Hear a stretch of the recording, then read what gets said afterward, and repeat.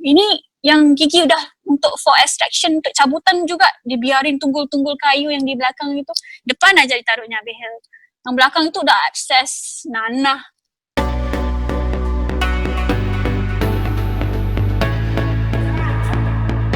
Assalamualaikum warahmatullahi wabarakatuh. Selamat datang kembali di sesi teman ngobrol Mindok. Fake dentist namanya, atau praktisi gigi ilegal. Layanan ini rupanya tidak hanya menjadi keprihatinan di Indonesia saja. Tercatat beberapa negara di Asia seperti Indonesia, Malaysia, Cina, dan Thailand menghadapi permasalahan yang sama. Tren ini dimulai dari persepsi para remaja bahwa behel adalah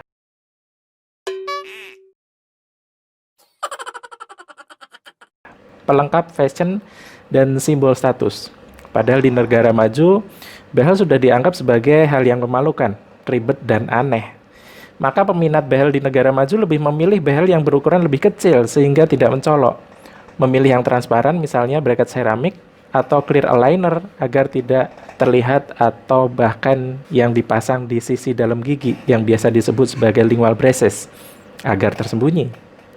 Tren behel murahan yang tidak dipasang oleh dokter gigi ini masih berkembang hingga sekarang. Bahkan ditambah lagi tren veneer yang mulai naik daun di beberapa tahun terakhir. Bersama Midok telah hadir sejawat dokter gigi dari Malaysia yang akan bercerita tentang dinamika fake dentist yang ada di sana. Kita sambut Dr. Siti Mariam binti M. Khitir. Saya perkenalkan dulu. Beliau lahir tanggal 8 Mei 1984, menikah dan memiliki 3 orang anak. Meski asli Malaysia, beliau ini adalah alumni FKG UGM, seangkatan sama Mindok. Saat ini, Dr. Siti bekerja di Kementerian Kesehatan Malaysia untuk pemerintah dari tahun 2012.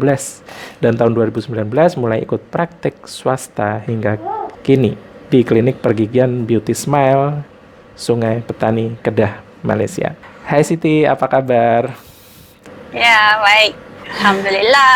Ya, kita langsung aja nih Siti, kita akan membicarakan tentang fake dentist becoming problem in Asia.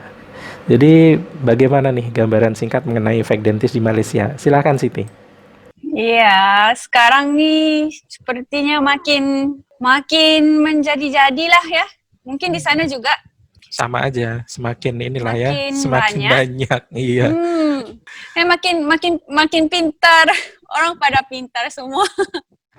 Iya. Jadi kayaknya mereka barang-barang juga senang didapati, especially online kan sekarang ini. Bisa dapat di kayak Shopee. Di sana mungkin apa online shopnya? Iya, Shopee juga ada. Shopee, Tokopedia, apa ya? Shopee juga ada kan? bahkan ke apa itu? Lazada. Lazada, AliExpress itu banyak sekali. Makanya mereka senang beli nggak kayak dulu dari supplier aja yang bisa bagi ke praktek-praktek gitu. Sekarang bisa beli langsung dari China semua. Jadi bila senang dapat, ya mereka bisa beri layanan yang itu kayak gitu, yang fake dentist, praktek-praktek illegal kan, without permit. Jadi ya problem kan di sini juga. Makin banyak di hotel-hotel, di salon-salon, sama ya? di rumah. Di hotel juga ya, sama sih. Iya, sama tapi, ya. Jadi di hotel permintaan tinggi, jadi ya jadi makin banyak. Jadi, tapi menurutku sih mereka masih takut-takut juga sebenarnya kalau di sini. Mungkin. Gitu. Kalau di sana gimana, Ki? Ya sama aja ya. Jadi layanan yang dia bisa dipanggil ke hotel, kemudian di kos-kosan, bahkan di rumah diundang, pasang braces di rumah, kemudian veneer di rumah, kayak gitu kan masih banyak. Karena layanan itu kan seperti layanan praktis ya, praktis karena bisa dipanggil, bisa didatangkan, seperti itu. Dan mereka belajar via YouTube, tutorial YouTube, googling, seperti itu. Gila. Bayangin aja kalau aku bawa pesawat, belajarnya dari YouTube. Kamu mau naik nggak pesawatnya? Gila, pakai ini semua ikut YouTube aja. Mereka bisa percaya juga ya. Ya begitulah. Ya di sini banyak juga. Kalau untuk pengetahuan masyarakat sendiri terhadap hal-hal seperti itu tuh seperti apa, Siti? Oke, dia tergantung tempat, Ki. Kalau katakan di bandar, mungkin kesedarannya lebih. kesedaran. Edukasinya bisa sampai, mereka lebih aware, alert. Kalau mungkin kayak anak-anak ni kan gimana ya, more to trend. Mungkin mereka tak fikir keburukannya, mereka lebih kepada janji dapat, janji pakai. So murah, gitulah. Dia tak fikir komplikasinya setelah itu. Jadi kalau di sini tu I think more to ada, tapi menurutku masih ramai yang masih sadar. Alhamdulillah lah. Masih ramai yang makin sedar pun gitu. Tapi yang golongan ni kayak selama lebih kurang berapa tahun ni aku ada dalam so far lah berapa ya?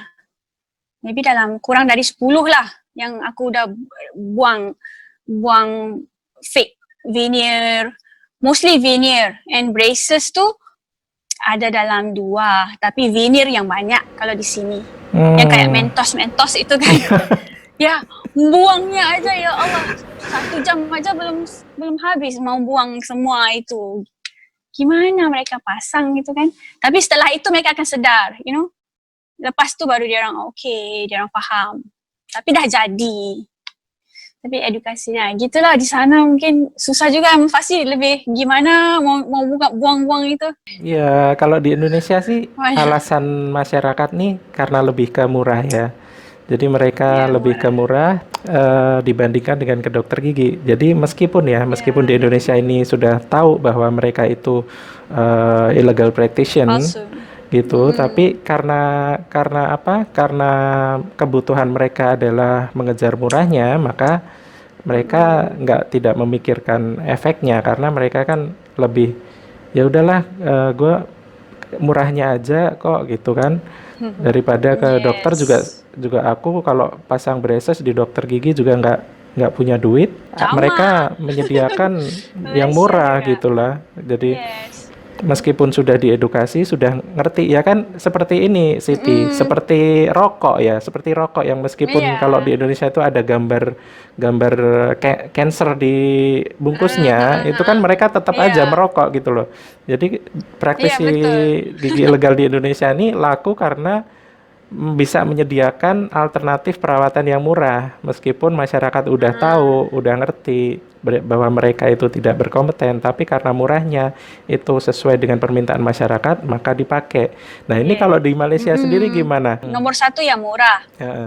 Tapi murah-murah mereka juga di charge-nya mahal juga kalau yang palsu ini. Di salon juga udah kayak RM1,000 juga, pasti RM3,000 juga, 3 juta, 1,000, 3 juta rupiah juga, kan duit juga tuh. Mau buang aja, masa aku mau buang pun lebih lama dari mau dipasang mereka kan, masa aku mau charge ya murah dari tukang juga, buangnya aja lagi susah.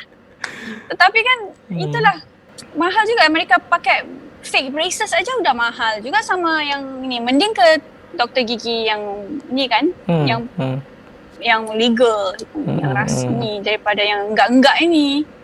Ya, tapi kan di sini mungkin menurutku, aku nggak tahu di sana gimana hukum oleh badan pemerintah kalian itu gimana.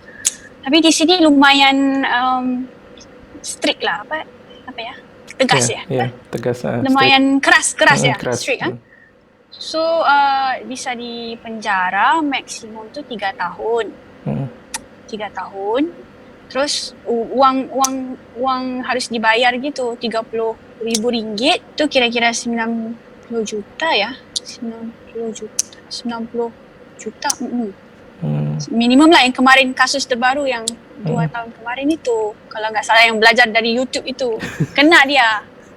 Orang Melayu kita, orang Malaysia juga ada masuk di TV ya gitu.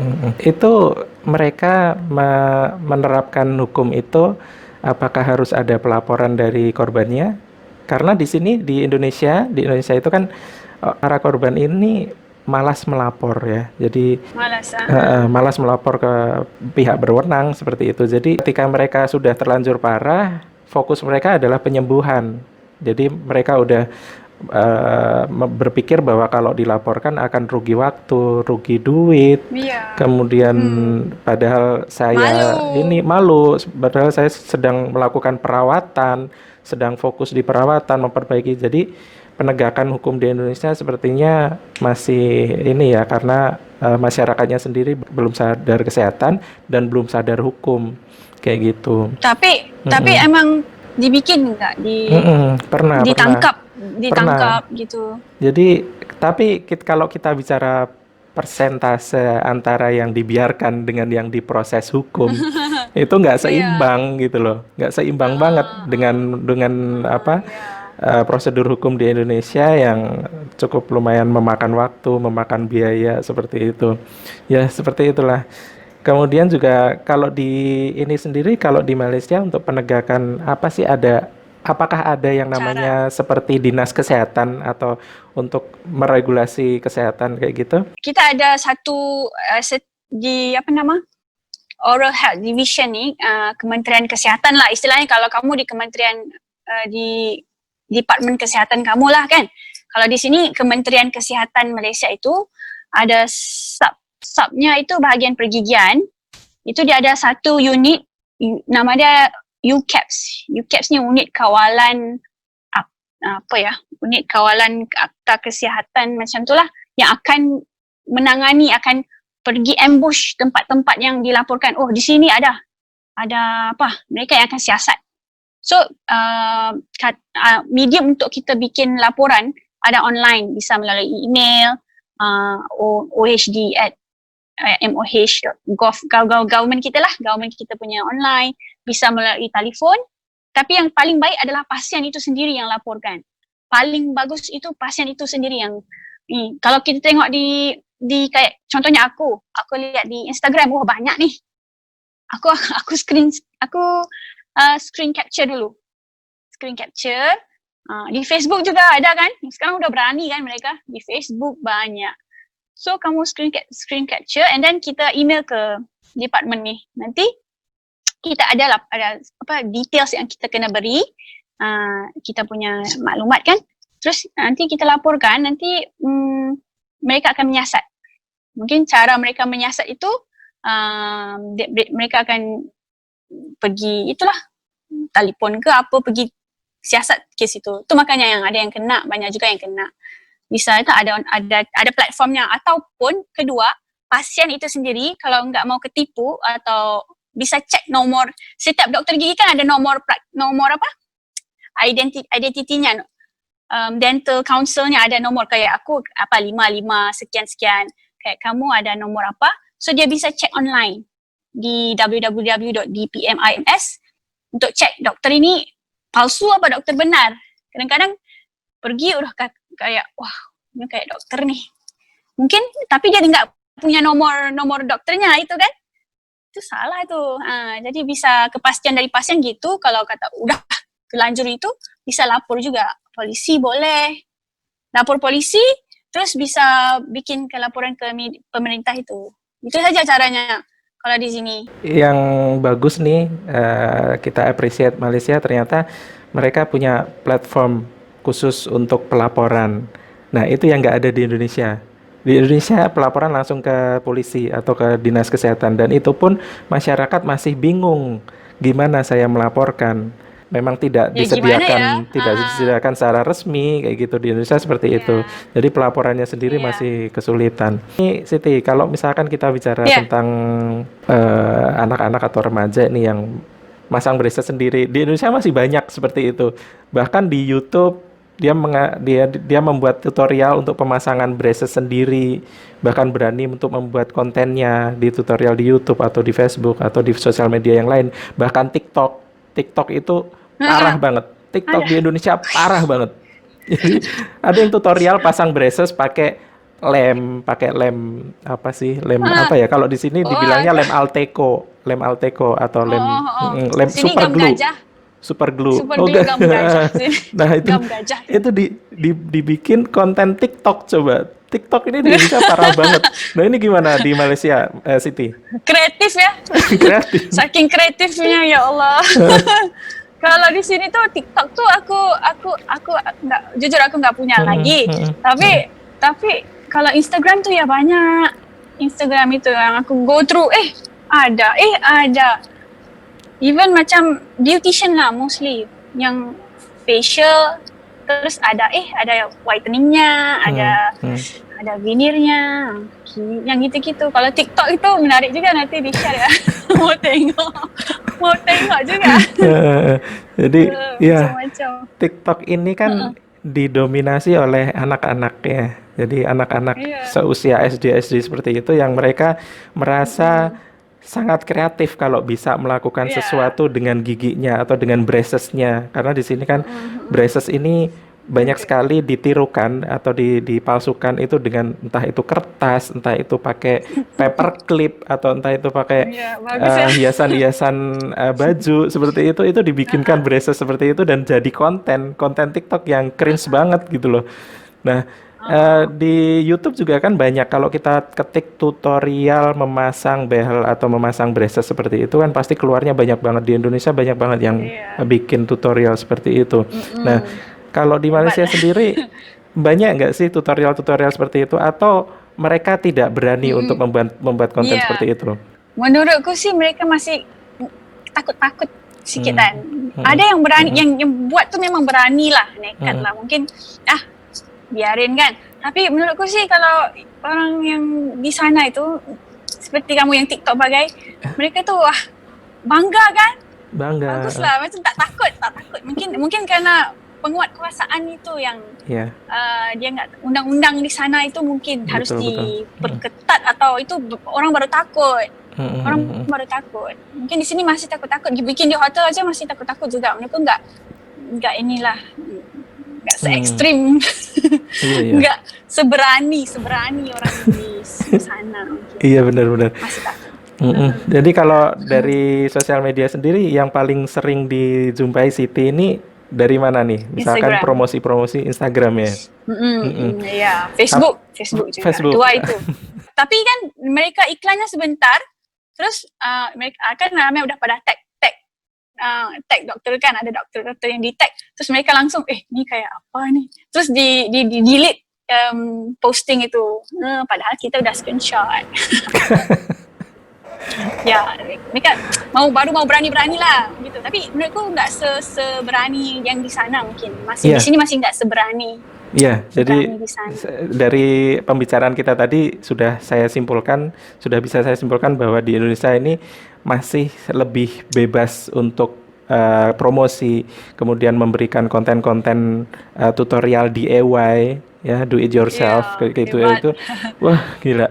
Jadi peran sosial media ini di Indonesia masih mengkhawatirkan gitu. Kalau kita lihat di Malaysia sepertinya masih ada batasan ya, masih batasan. Saya nggak berani nih, karena regulasi hukum di sana masih ketat dan orang dengan mudah melaporkan kayak gitu. Iya, melaporkan. Jadi kalau Siti sendiri pernah punya pengalaman apa nih untuk merawat pasien-pasien korban-korban praktisi gigi ilegal atau fake dentist? Oke, kalau kata pakai braces itu, yang aku buka itu giginya udah mobile, goyang. Ya Allah, kayaknya udah kelamaan satu, pasangnya aja ya gimana gitu kan. Terus kan bila dipasang braces kan ditaruhnya bonding sama composite-nya itu sampai ke gusi, jadi gusinya inflamasi, masalah gusi lagi, teruklah oral hygiene-nya, teruk.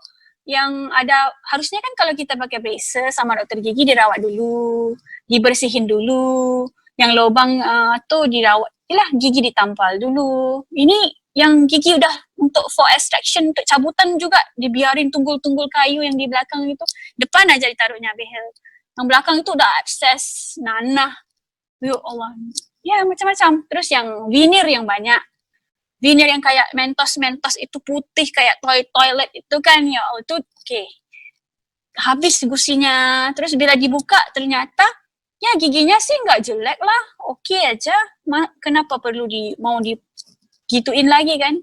mau dipanjangkan kayak rabbit lagi macam-macam. Jadi kebanyakannya masalah gusi sih, masalah itu inflamasi. Oral hygiene-nya jadi teruk. Oral hygiene-nya sangat teruk. Especially yang pakai behel tu. Ya, ini mereka terinspirasi oleh siapa sih? Kenapa mereka ingin memasang braces? Kenapa mereka ingin veneer? Itu trendsetternya siapa? Apakah influencer? Apakah artis? Atau siapa? Ya, artis ngaruh juga karena artis banyak pakai veneer. Artis Indonesia gimana? Di sini banyak veneer. Ya, kalau kita mungkin dokter gigi kita bisa membezakan. Oh, iya veneer nih. Kan, selebriti Hollywood kan. Tapi kalau di sini tuh Insta famous juga mengaruh sih banget. Bila dia pakai yang palsu, dia bikin video, dia memberi pengaruh kepada orang-orang muda yang senang terpengaruh ini. Jadi that's bad lah actually. Tapi jujur aja aku pernah DM influencer ini kan. Aku tapi enggak ya di delete sih, enggak dibalas. Enggak. Aku bilang kalau boleh bagi contoh yang inilah untuk kamu kan banyak pengaruh kan.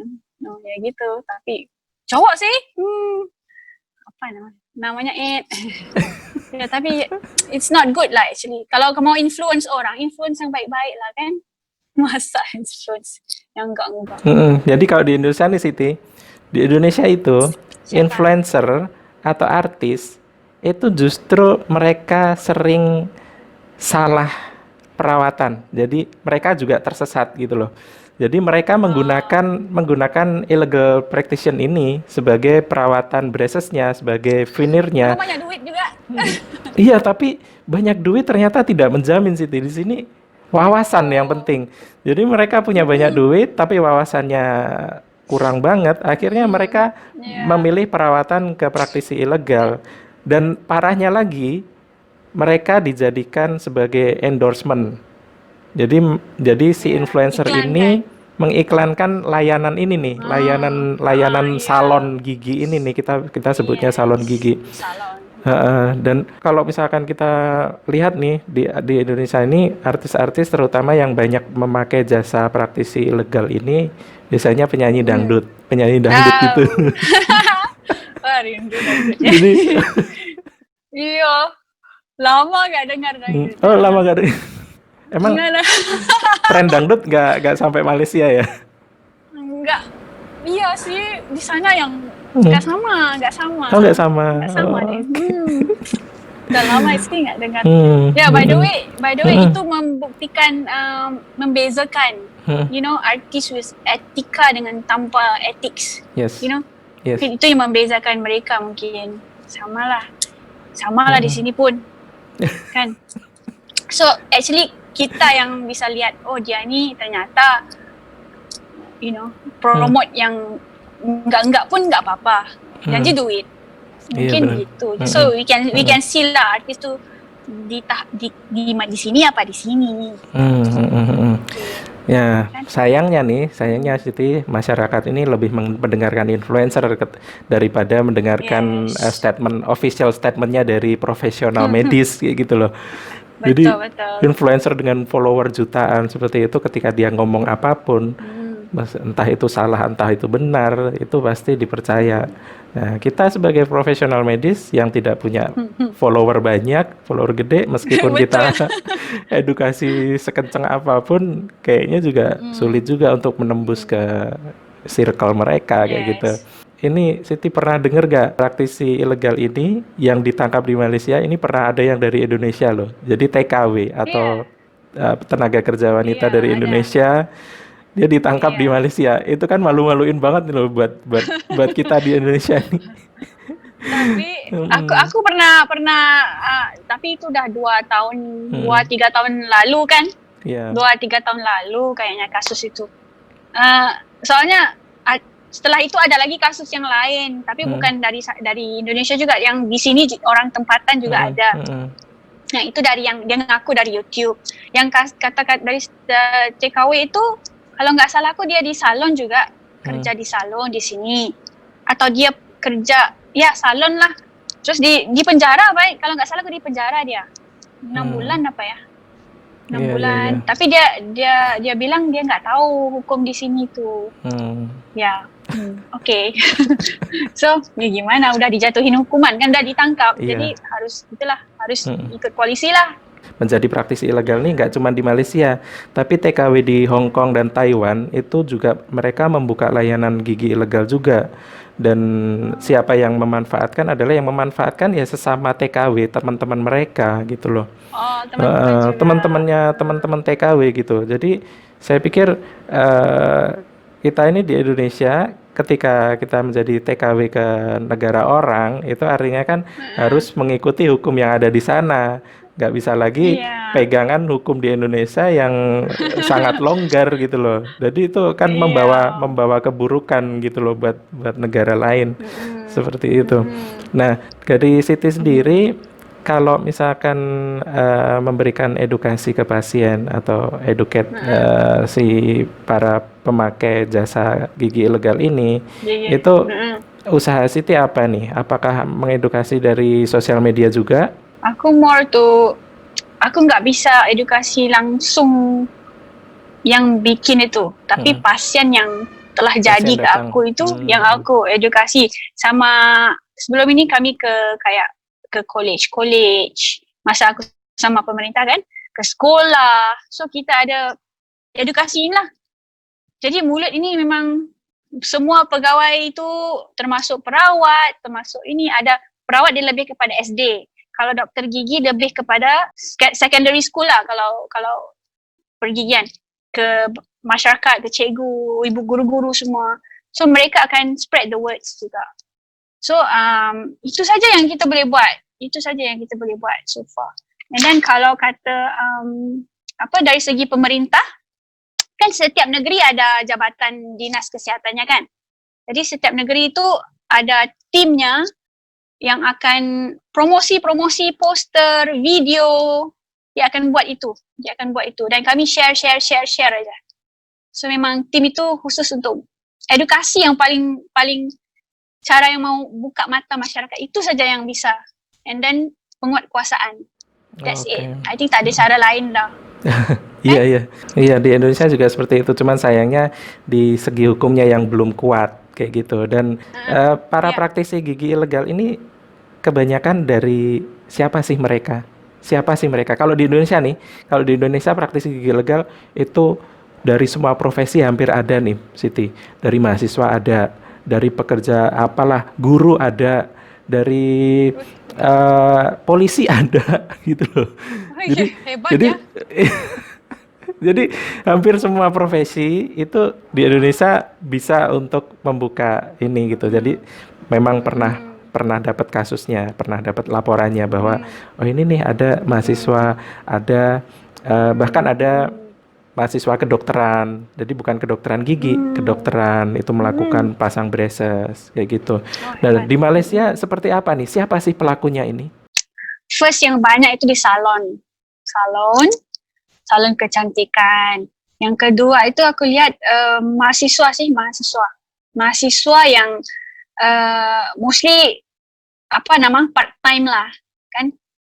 Itu aja kategori. Yang lain profesi kebanyakannya kayaknya guru belum mereka aja pusing nggak sempat mau fake veneer bagai.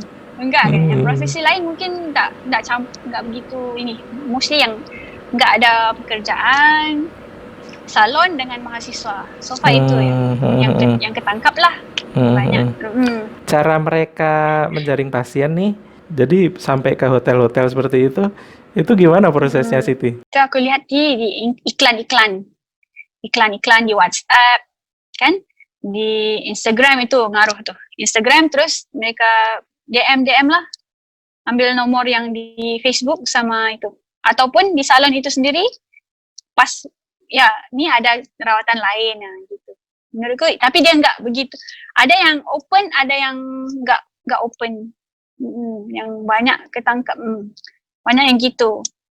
Kalau di Indonesia ini mereka mengerjakan di hotel itu ketika mereka sedang istilahnya roadshow. Jadi tour si si praktisi gigi ilegal ini sedang berada di luar kota dan dia akan membuat pengumuman bahwa saya sedang di kota ini.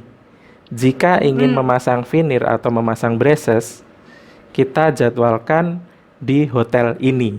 Seperti itu. Jadi nanti pas di hari H atau showtime-nya, pelanggannya itu akan datang di hotel tersebut dan orang itu sudah menyewa satu kamar khusus untuk pemasangan. Pihak berwajib ini melacaknya kan sulit sekali ketika mereka Susah. sudah menyewa hotel gitu kan. Kan itu privasi Iya. juga kan. Kecuali Iya, kalau si pihak berwajib ini menyamar jadi pelanggannya dan dia Betul. diatur untuk datang ke hotel ini, Hotel. kamar nomor sekian, barulah itu dilakukan penggerebekan. Kayak gitu, Siti. Jadi ternyata di Malaysia juga ada pelayanan di hotel-hotel seperti itu ya. Iya ada. Di Penang. Yang setahuku yang dekat sini ada di Penang. Tapi ada yang banyak yang lepas lah, banyak yang nggak tertangkap. Sama aja. Iya. Susah kan? Biasanya ini ya, gabung dengan pelayanan salon kecantikan gitu. Iya. Ya sama Misalnya aja di sih. salon. Di salon. Di Indonesia juga di salon juga karena di salon ini ketika dia menyediakan perawatan all in one termasuk Yes. perawatan gigi itu akan dirasa one stop treatment gitu loh untuk pelanggannya itu menjadi one stop treatment. Orang ke situ mungkin dengan facial sekalian lah dengan pasang braces, sekalian lah dengan pasang veneer kayak gitu. Jadi trennya seperti itu memang. Kalau kita bicara braces atau veneer kan memang itu tren ya.